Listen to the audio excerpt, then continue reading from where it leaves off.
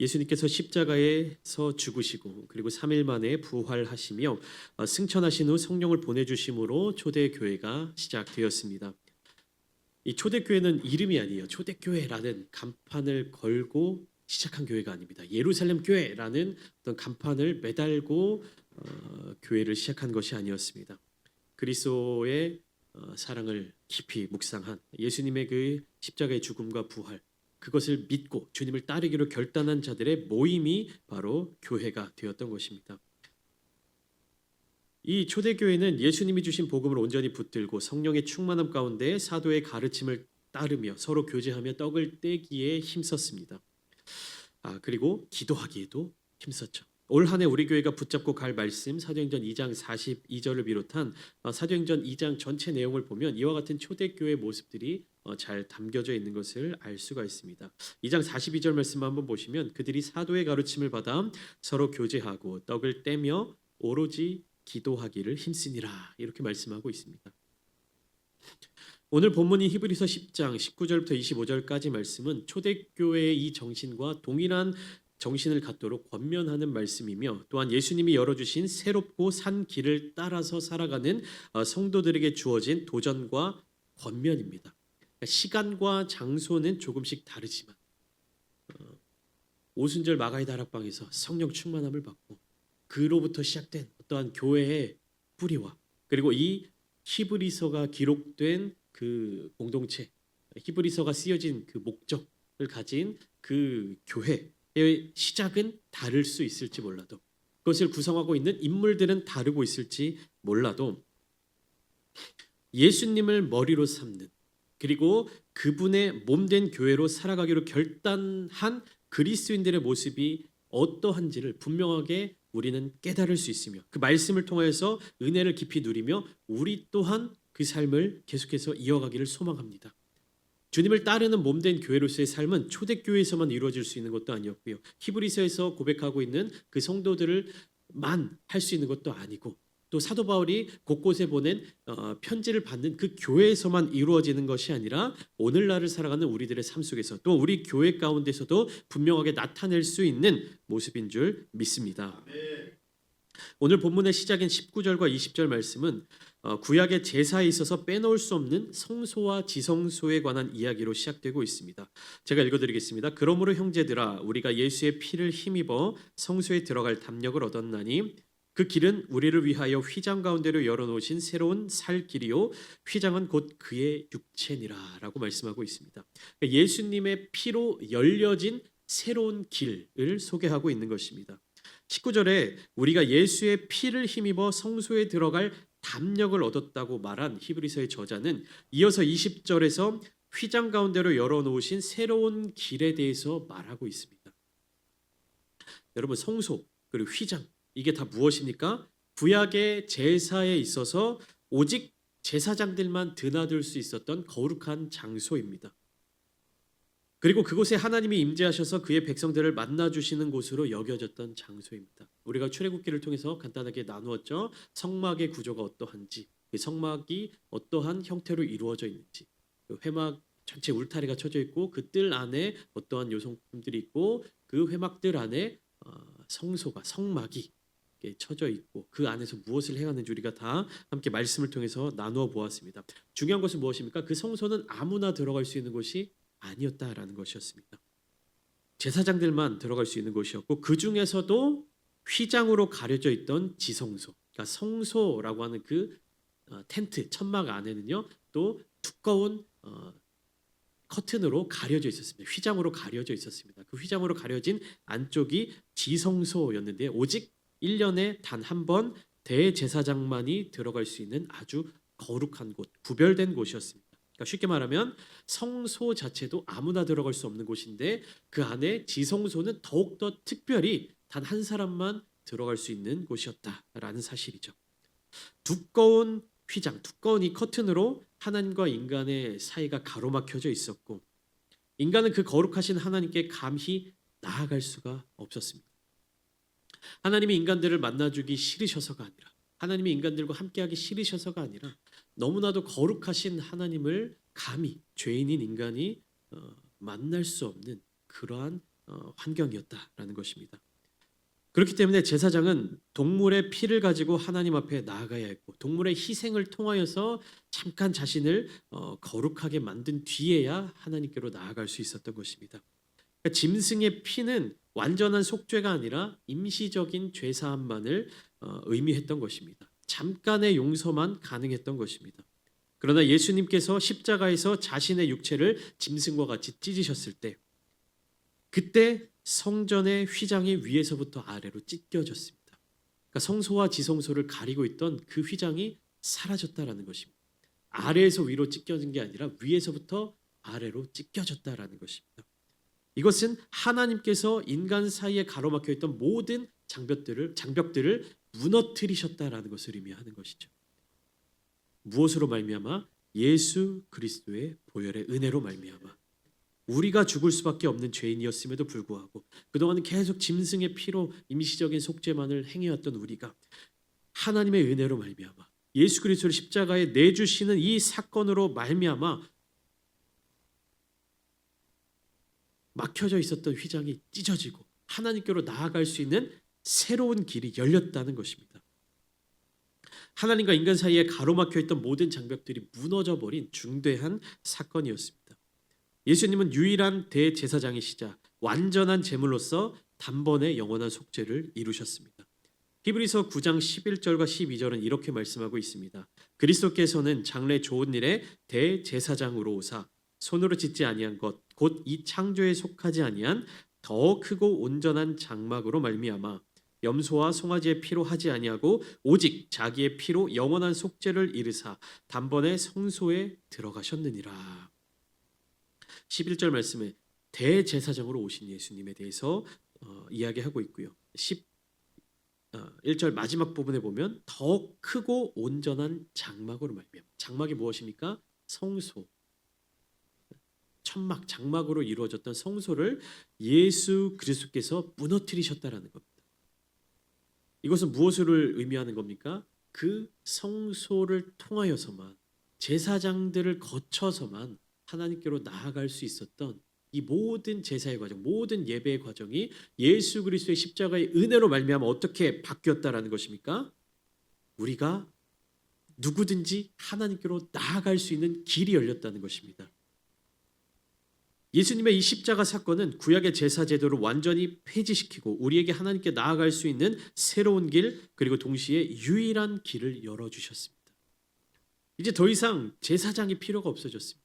더 이상 제사를 드릴 때 우리가 가져가야 할 제물들이 필요가 없어졌습니다. 무엇이 있으면 됩니까? 예수 그리스도를 믿는 믿음만 있으면 됩니다. 예수님의 피로 열려진 이 새로운 길은 단지 종교적 행위의 변화가 아닙니다. 유대인들이 믿었던 제사의 어떤 방법이 다른 방법으로 바뀐 그러한 것을 의미한 것이 아닙니다. 그것은 예배의 본질적인 그 부분을 형식이 아닌 관계에 집중하는 것으로 바뀌었을 뿐입니다. 의식을 치르는 과정 가운데서 하나님과의 인격적인 만남으로 변화시키는 근본적인 사건이 일어난 것입니다. 여러분, 우리는 예배를 어떤 예식이나 의식으로 접해서는 안 되는 것입니다. 의식으로서의 모든 예배는요, 예수님께서 폐하셨습니다. 우리가 교회 안에서 살아가는 공동체 안에서 치르는 모든 이 예배 모습들은요, 예식으로 의식으로 한정되어 있는 것이 아니라 그 과정을 통해서 더욱더 깊은 주님과의 관계로 나아가는 과정일 뿐입니다. 그렇기 때문에 우리는 이 예배 모든 순서와 과정들을 통해서 무엇을 느껴야 되는 것입니까? 하나님께로 더 가까이 나아가는 것을 느껴야만 하는 것입니다. 주님을 더 깊이 만나는 경험을 해야 하는 것입니다. 매 순간의 예배마다 우리는 주님을 만나는 경험을 해야만 하는 것입니다.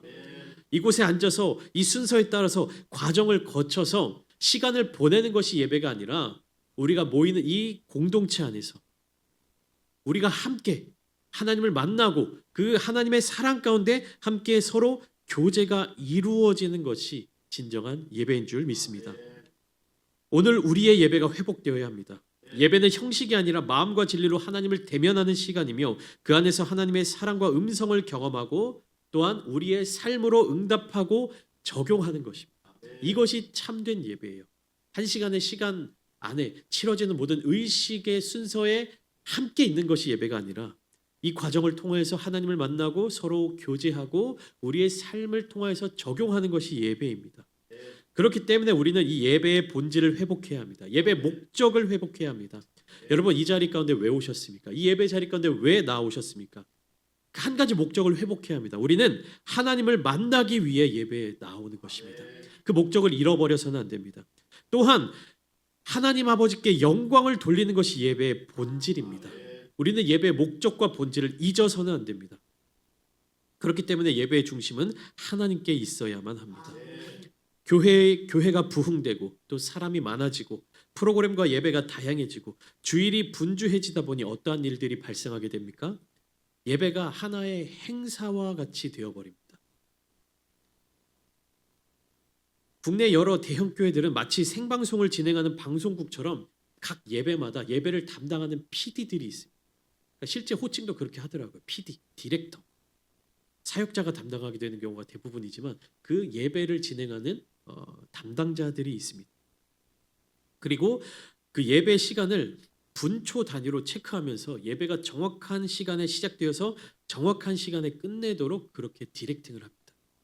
우리가 생방송 뉴스를 보거나 생방송으로 진행되는 그런 프로그램들, TV 프로그램들을 보면 어떻습니까? 초 단위로 이렇게 진행되는 시계가 떠 있고요. 이 시간에 정확하게 맞춰서 시작되고 끝나도록 방송의 모든 스태프들이 분주하게 일하는 것을 볼 수가 있습니다. 근데 예배가 그러한 모습들로 세워져 나가고 있다는 것입니다. 다음 예배 시간에 지장을 주지 않기 위해서.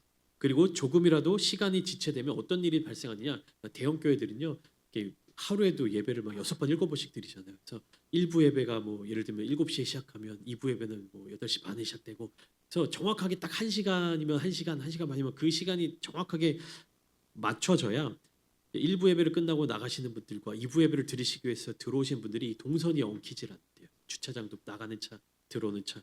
그래서 정확하게 시간을 지켜야 그 하루의 전체 일정들이 꼬이지 않는다고 합니다. 물론 이러한 모든 모습들이 하나님께 드리는 예배이기 때문에 조금 더 흐트러짐 없이 온전한 예배를 드리기 위한 철저한 준비의 과정입니다. 하나님께 영화로운 영광스러운 예배를 드리기 위한 철저한 준비의 과정들입니다. 그래서 이러한 철저한 모습들이 잘못되었다라는 말씀을 드리는 것이 아닙니다. 그러나 이와 같은 예배의 모습들이 마치 지금 여기에 임하신 하나님을 집중하여 바라보는 것보다 혹여나 다른 어떤 것에 집중하는 모습들로 보이게 될 수도 있기에 굉장히 조심스러운 것도 사실입니다. 그 순간 예배에 임하시는 하나님의 은혜가 매 순간마다 똑같은 시간과 똑같은 느낌과 똑같은 감정으로 임하는 것이 아니지 않습니까? 그런데 그렇게 예배가 늘어나게 되고 예배에 참석하는 성도들이 많아지게 되면서 예배가 어쩌면 하나의 행사처럼 변질되는 것을 우리는 반드시 경계해야 합니다. 예배는 이 예배당이라고 하는 장소에서 끝나는 것이 아니라 우리의 삶의 전체 속에서 하나님과의 교제를 이어나가는 지속적인 행위입니다. 예배를 마치고 저 문 밖을 나가는 순간 우리의 예배가 끝나는 것이 아니라 오히려 예배의 실전이 시작되는 것이라고 할 수 있죠. 그렇기 때문에 사도 바울은 로마서 12장 1절 말씀을 통하여서 너희 몸을 하나님이 기뻐하시는 거룩한 산 제물로 드려라 이렇게 말씀하고 있는 것입니다. 하나님이 기뻐하시는 산 제물로 드려진 우리들의 삶의 모습은 어떠한 모습입니까? 이러한 성도가 지녀야 할 세 가지 신앙 자세에 대해서 함께 나누면 좋겠습니다. 오늘 본문 말씀을 통해서 히브리서 기자는 예수님의 피로 새로운 살 길이 열린 그 은혜를 누리는 성도들이 이루어야 할 세 가지 자세를 정리하고 있습니다. 그것은 단지 개인적인 경건의 수준을 뛰어넘어서 하나님과의 관계 속에서 지속적으로 이어가야 할 영적인 태도를 의미하는 것입니다. 첫 번째는 22절에서 말씀하고 있는 것처럼 참 마음과 온전한 믿음으로 하나님께 나아가야 하는 것입니다. 참 마음은 어떠한 것입니까? 하나님 앞에서 숨김이 없고 정직한 마음입니다. 그러니까 다른 사람들의 시선을 신경 쓰는, 그러니까 외식하는 신앙이 아닌 내 마음 중심에서부터 하나님을 향한 진실함입니다. 그러니까 온전한 믿음, 참 마음과 온전한 믿음. 이 온전한 믿음은 흔들리는 감정의 믿음이 아니라 우리가 믿음이라고 오해하고 있는, 착각하고 있는 어떤 그러한 신념이 아니라 신실하신 하나님에 대한 절대적인 신뢰를 뜻합니다.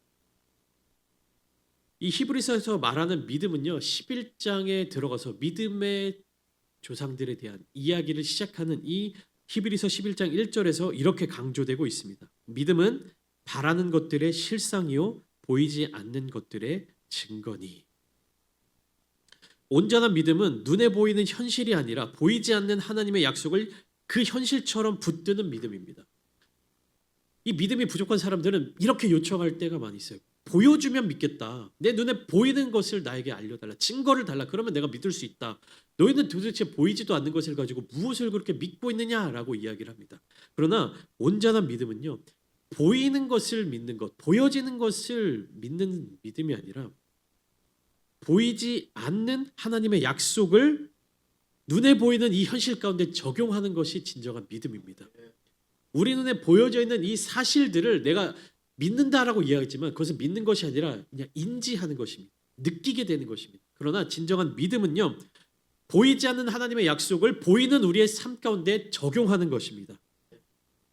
이러한 믿음은 우리로 하여금 죄의식과 정죄감에서 벗어나 담대히 하나님 앞에 서게 하는 것입니다.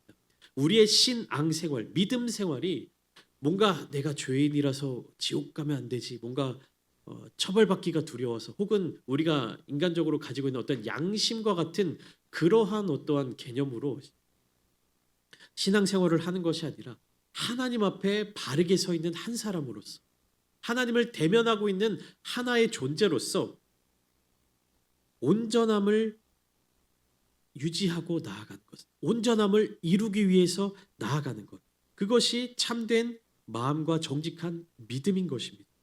이것을 통해서 우리는 하나님과의 관계를 이어나갈 수 있습니다. 이 참 마음과 온전한 믿음이 있는 자는요, 무엇으로 이어질 수 있느냐? 소망의 고백을 굳게 잡을 수가 있습니다. 23절의 말씀과 같이 약속의 말씀을 붙든 그 소망을 우리는 굳게 잡을 수 있습니다. 그러니까 믿음이 현재를 붙드는 힘이라면 소망은 미래를 향한 견고한 닻입니다. 히브리서 기자는 약속하신 이는 미쁘시니라고 강조하고 있는데, 우리가 붙드는 소망이 막연한 어떠한 우리의 희망 사항이 아니라 신실하신 하나님께서 반드시 이루실 약속에 대한 확신인 것입니다. 그러니까 우리의 소망은요, 반드시 그 근거가 있어야 되는 것입니다.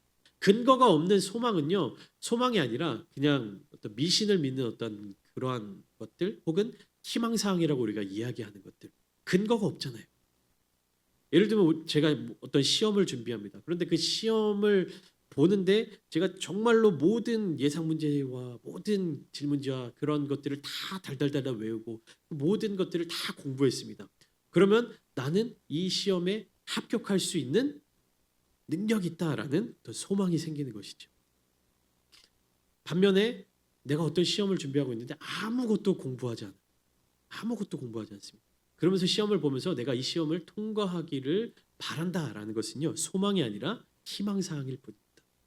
근데 분명한 소망이 있습니다. 확실한 소망. 내가 이 시험을 보려고 하는데 시험 감독관이 와서 저한테 이렇게 얘기하는 거예요. 너는 시험 볼 필요가 없어. 그냥 내가 통과시켜줄게 라고 하면 이것은 무엇이 되는 겁니까? 확실한 소망이 되는 것입니다. 하나님은 우리에게 약속을 주셨습니다. 하나님의 그 약속을 기억하는 자들에게, 하나님의 그 약속을 붙드는 자들이 가질 수 있는 것이 바로 확실한 소망입니다. 여러분, 확실한 소망을 가지십시오. 불분명한 희망을 가지고 소망이라고 착각하지 마시고, 그냥 나의 어떠한 마음속에 있는 바람을 가지고 살아가지 마시며 분명한 소망을 갖고 살아가시기를 축복합니다. 그 확실한 소망은 하나님의 약속의 말씀 위에 서 있을 수 있습니다. 그러니까 이 세상, 변화되는 이 세상, 흔들리는 이 세상적인 가치와 이 세상적인 어떠한 특별함, 그것을 붙들고 살아갈 때 우리는 소망을 가질 수가 없습니다. 변함없으신 하나님의 약속의 말씀 위에 서 있을 때 우리는 변하지 않는 소망을 가질 수 있게 되는 것입니다. 여러분, 내 통장 안에 어떠한 돈이 얼마큼 있어야 우리가 마음이 평안해집니까? 내가 어떠한 스펙을 쌓아놔야 마음이 평안해집니까? 그것은요, 세상이 주는 위로입니다. 세상이 주는 위로는요, 불확실한 것이, 불분명한 것입니다.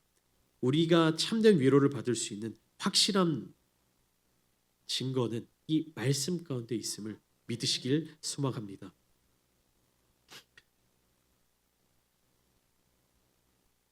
히브리서 기자는 이 믿음과 소망과 참된 마음을 이 세 가지를 통하여서 성도들이 박해와 시련 가운데에서도 낙심하지 않고 믿음의 길을 끝까지 걸어가도록 격려하고 있습니다. 참 마음은 중심의 진실함입니다. 온전한 믿음은 상황을 초월한 하나님을 향한 신뢰입니다. 굳게 붙드는 소망은 하나님의 약속을 믿는 고백입니다. 오늘 우리가 하나님 앞에 설 때 이 세 가지 태도를 회복해야 합니다. 그래서 우리 교회도 이러한 성도들로 채워질 때 진정한 영적 공동체가 될 수 있습니다.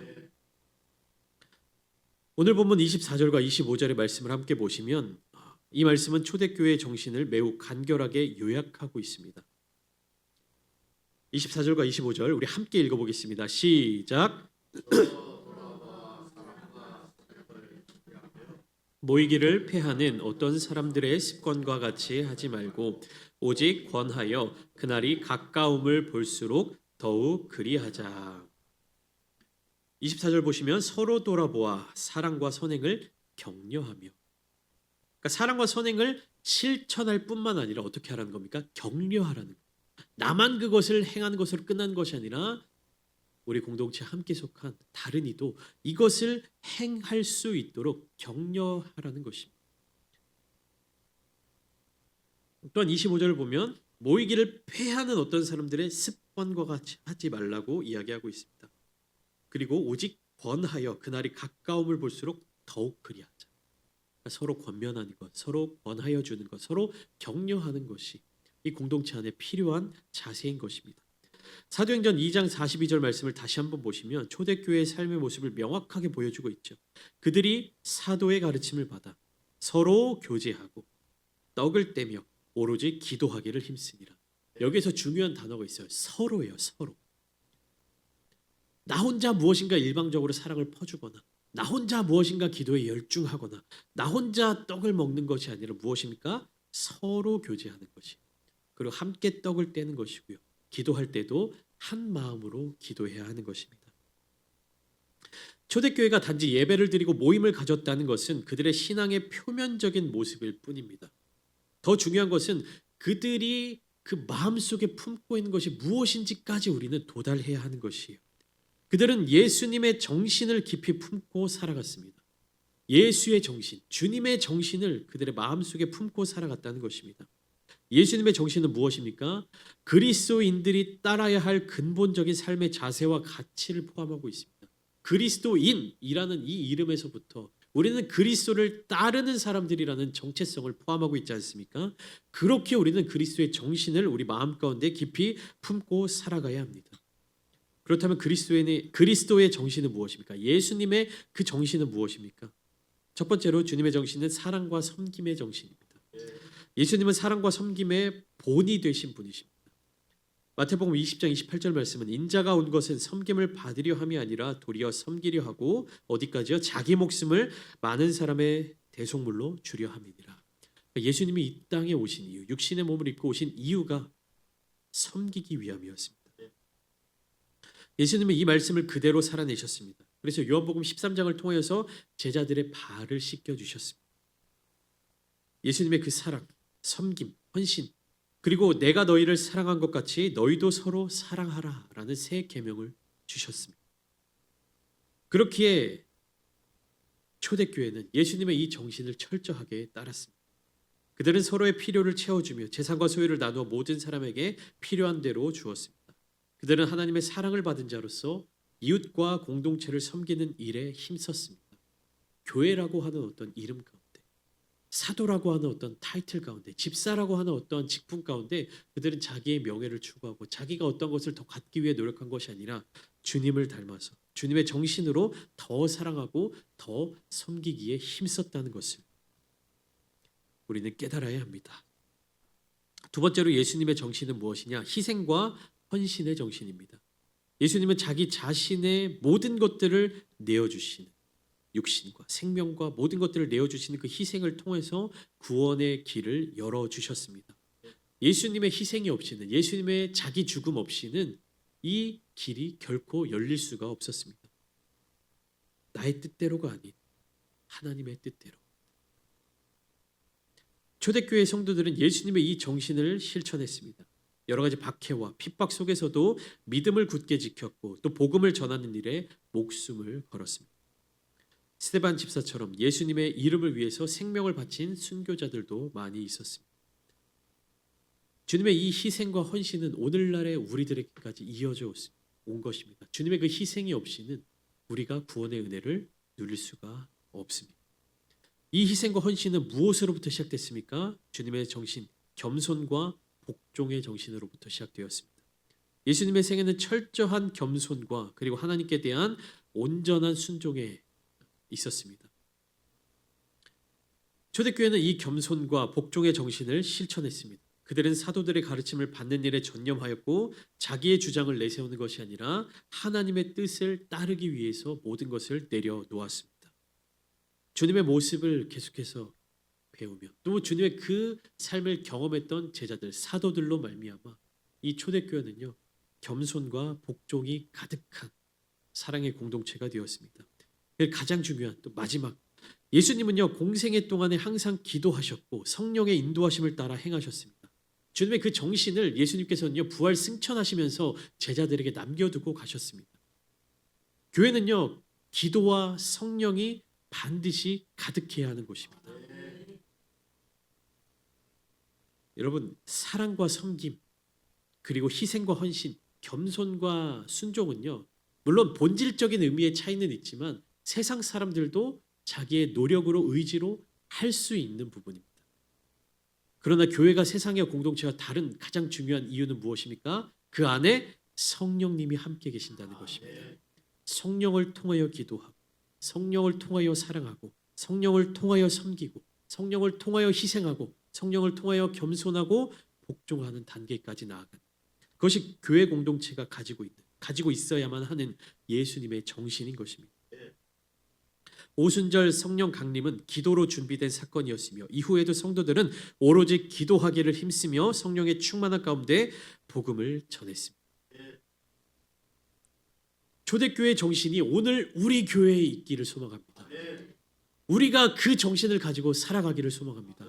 저와 여러분들이 그 예수 그리스도의 마음, 초대교회 정신을 품고 이 땅 가운데 주님의 복음을 전하며 살아가기를 소망합니다. 여러분, 우리는 예수의 정신을 우리 마음 가운데 깊이 새겨야 합니다.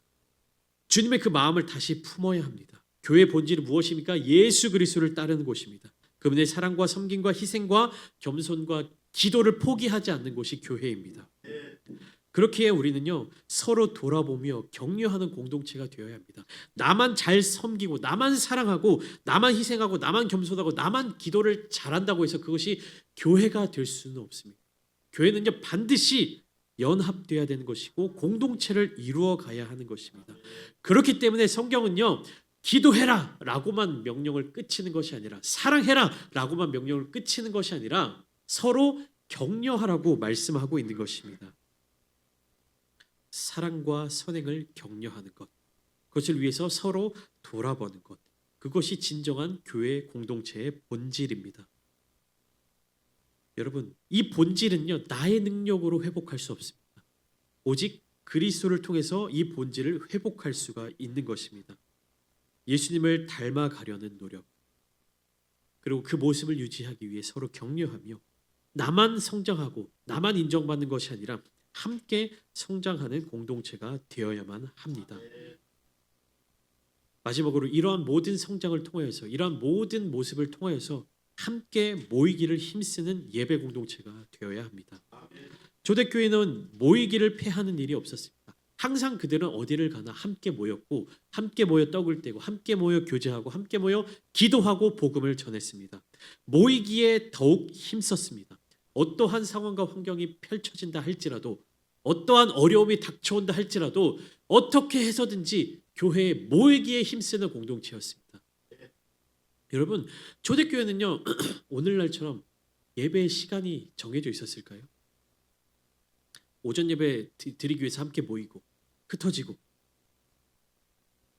뭐 주중 예배처럼 어떤 그러한 예배의 시간과 양식이 그렇게 정해져 있었을까요? 물론 함께 모이기 위해서 애를 쓰고 그렇게 하기 때문에 정해진 특별한 시간들이 있었을지 모릅니다. 유대교의 어떠한 그런 예식과 그러니까 성전에서 드리는 기도와 어떤 시간에 맞추어서 교회에 모이는 시간들이 이렇게 암묵적으로 정해져 있었을지도 모릅니다. 그러나 초대교회의 본질은 무엇이었습니까? 언제나 그들이 모이는 곳이 교회였고 언제나 그들의 모임이 예배가 되었고 언제나 그들은 그리스도의 사랑 안에서 살려고 몸부림쳤다라는 것입니다. 주일이 되었고 오전에 예배를 한번 드렸으니까 나는 예배를 드렸지. 이렇게 삶이 끝났다는 것이 아닙니다. 그들은요 언제나 어디에서나 교회를 이루었으며 그 교회 안에서 예수 그리스도의 정신을 이어가는 공동체를 이루어갔습니다. 이 예수님의 정신은 초대교회가 가진 생명력의 원천이었습니다. 오늘날 우리 교회도 사랑과 섬김, 희생과 헌신, 겸손과 복종, 그리고 기도와 성령 충만함을 다시 품어야 합니다. 다시 이루어야 합니다. 예수 그리스도의 정신을 다시 회복해야 하는 것이고 교회가 가져야 되는 본질을 회복해야 합니다. 우리가 예수님의 정신을 따라 살아갈 때 하나님께서 우리를 통해 역사하실 것입니다. 하나님의 아름다운 창대교회를 통해서 역사하실 것입니다. 하나님이 여러분들을 통해서 그 역사를 이루어 가실 줄 믿습니다. 이번 한 주간의 삶의 자리 가운데서도 하나님의 역사하심을 기대하고 소망하며 예수 그리스도의 정신을 회복하는 저와 여러분들이 되시기를 예수님의 이름으로 축원드립니다.